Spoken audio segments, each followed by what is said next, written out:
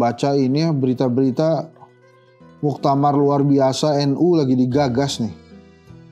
Tapi katanya diawali dengan 4 presidium pra muktamar luar biasa akhir September atau awal Oktober.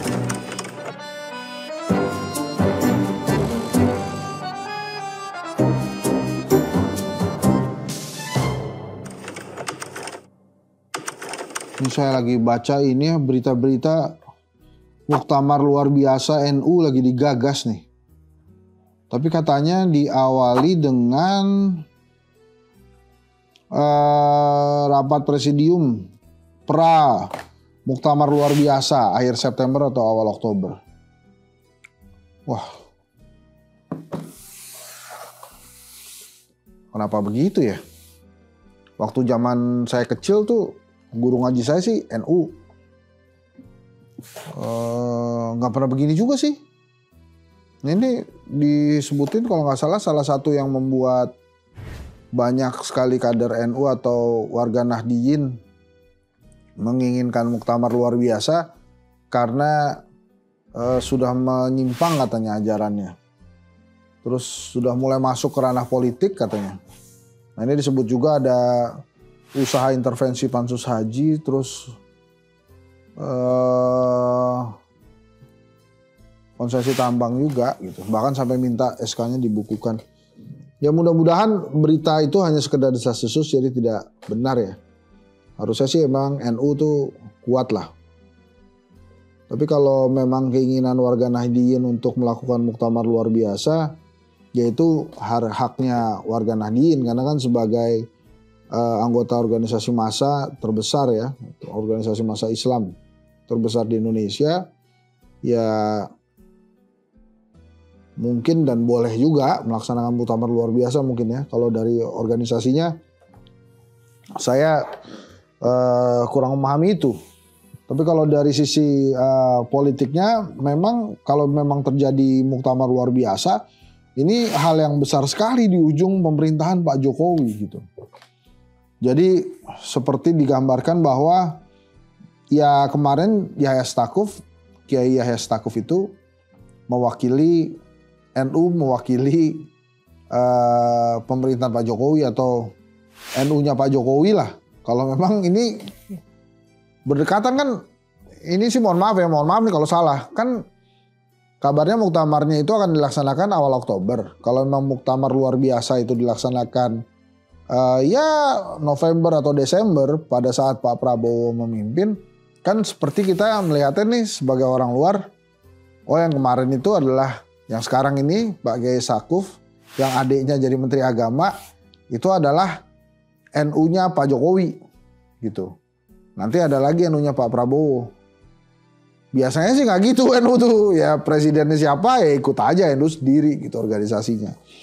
Saya sih menghormati itu juga, tapi apa ada kaitannya dengan hal-hal politik lainnya, wah saya kurang paham tuh. Tapi sebagai organisasi massa Islam terbesar ya, dan dijadikan banyak acuan gitu, semoga permasalahan ini bisa segera selesai lah.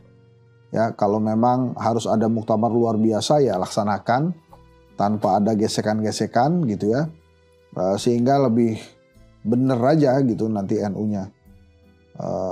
Ya jadi nggak ada isu-isu begini lagi gitu loh. Apa tujuannya dilakukan muktamar luar biasa? Kalau dari pemberitaan yang saya baca itu supaya NU itu tidak melenceng lagi, tidak masuk ke ranah politik katanya. Hari ini dibacanya terlalu jauh, terlalu dalam masuk di ranah politik. Ya bisa benar bisa enggak sih, makanya nanti mungkin Satgas Kritik mesti undang dua kelompok NU ini, ada NU pro muktamar luar biasa dengan NU yang enggak pro muktamar luar biasa.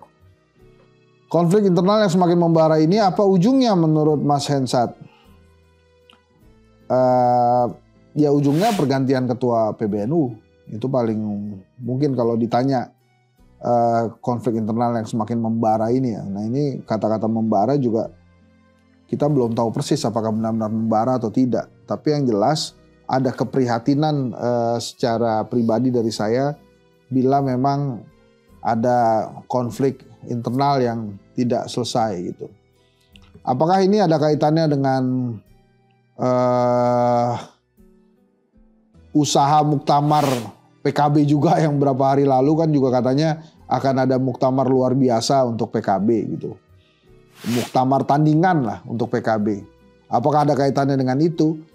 Nah, itu yang bisa menjawab adalah NU dan PKB. Tapi kalau pernah saya berbincang dengan Muhaimin Iskandar, ketua umumnya PKB, itu dia mengatakan PKB dan PBNU berbeda. Jadi PBNU punya aturan sendiri, PKB juga punya aturan sendiri.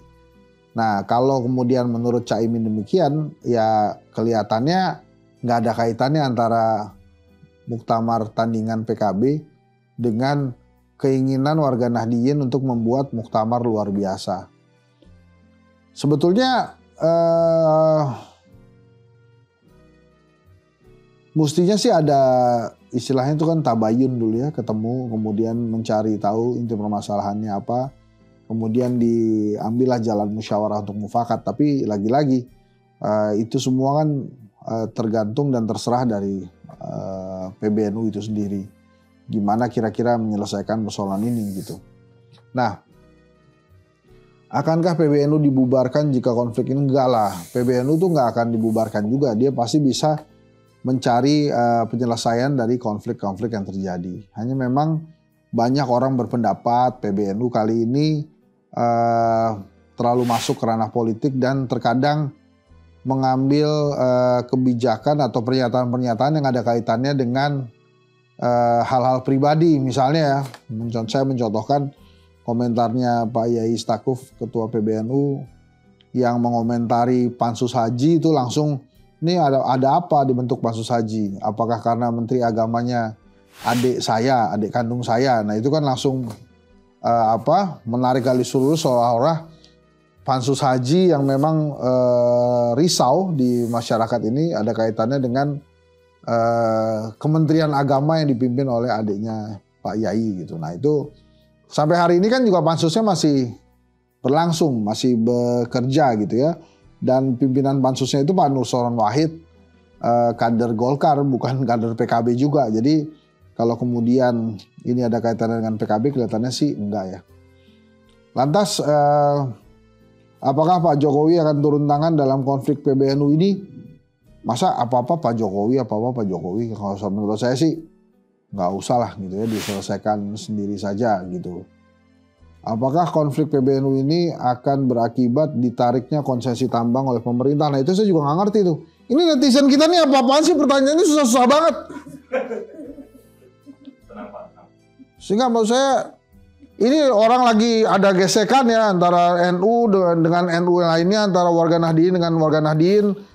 Ada yang warga Nahdliyin nggak mau bikin muktamar sama mau bikin muktamar. Kasih pertanyaan susah-susah. Pakai konsesi tambang. Ini kan saya jadi emosi ya. Padahal kan NU itu kan adem. Sebelum saya bacakan pertanyaan selanjutnya. Apakah bila terjadi muktamar luar biasa akan ada pergantian pimpinan PBNU? Aduh. Kalau udah kejadian muktamarnya sih kelihatannya diganti ketua-ketuanya itu, pengurus-pengurusnya, kecuali makanya tadi saya bilang ada tabayun dulu, musyawarah, ngobrol, jadi nggak perlu ada muktamar luar biasa. Tapi kalau ada muktamar luar biasa, ya kelihatannya sangat mungkin diganti lah. Buat apa kalau kemudian bikin muktamar luar biasa nggak diganti? Ya pasti ada pergantian. Saya harus baca pertanyaan-pertanyaan ini ya.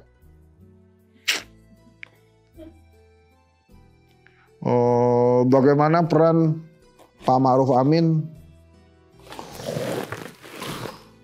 Bagaimana peran Pak Ma'ruf Amin sebagai wakil presiden di dalam konflik PBNU ini? Wah, saya yakin kayak Ma'ruf Amin sama seperti saya, tidak menginginkan adanya gesekan-gesekan dalam PBNU dan menginginkan adanya perbaikan-perbaikan dalam PBNU. Mungkin sama ya. Jadi bukan pasti seperti saya lah. Mungkin sama seperti saya. Keinginan dari Kiai Haji Ma'ruf Amin. Apa yang harus dilakukan PBNU agar muktamar luar biasa tidak jadi dilaksanakan? Ya itu tadilah, tabayun lah, musyawarah mufakat ya. Apakah mungkin muktamar luar biasa ini terjadi sebelum Pak Jokowi? Ini pertanyaan susah ya. Itu terserah warga Nahdliinnya mau bikin muktamar luar biasa kapan. Saya juga belum diundang. Saya ngaji ya sama NU. Cuma saya bukan. Ya kalau mau dipaksa jadi warga NU ya oke saya. Tapi saya nggak masuk organisasi nggak. Gitu ya. Ini juga nggak tahu lah ini pertanyaannya. Susah. Bagaimana berapa banyak pengurus yang diganti nggak tahu. Udah, kita berdoa aja supaya Nahdlatul Ulama lebih baik lagi. Lebih bisa berkontribusi lagi untuk perkembangan kesejahteraan warga Nahdliin dan tentu saja rakyat Indonesia. Saya mengundang warga Nahdliin di seluruh Indonesia menyaksikan Satgas Kritik. Dari hari Senin sampai hari Jumat jam 19 atau jam 19.30 hanya di YouTube TV One News. Saya Henry Satrio mengucapkan terima kasih. Mohon maaf bila ada salah-salah kata ya. Assalamualaikum warahmatullahi wabarakatuh. Sampai jumpa.